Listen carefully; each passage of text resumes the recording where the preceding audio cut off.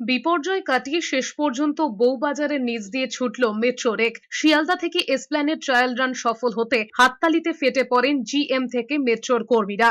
East West মেট্রোর কাজের জন্য 2019 অগস্টে বউবাজারের বেশ কিছু বাড়ি ক্ষতিগ্রস্ত হয়েছিল। ঘটনার 5.5 বছর পর এবার সেই এলাকা দিয়েই মঙ্গলবার হয়েছে ট্রায়াল রান। ইস্ট ওয়েস্ট মেট্রোর ট্রায়াল রানে ছিলেন মেট্রো রেলের জিএম পি উদয় কুমার রেড্ডি এবং কেএমআরসিএল এর শীর্ষ কর্তারা। সব ঠিক থাকলে এবছরের যাত্রী পরিষেবা শুরুর সম্ভাবনা রয়েছে।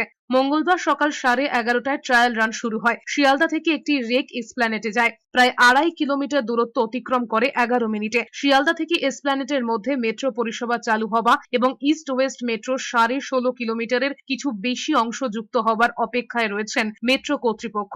একদিকে হাওড়া থেকে এসপ্ল্যানেড, অন্যদিকে শিয়ালদা থেকে সল্টলেক সেক্টর 5 অংশে মেট্রো চলছে। এতদিন মিসিং লিংক হিসেবে শুধুমাত্র শিয়ালদা থেকে এসপ্ল্যানেড অংশ পড়েছিল।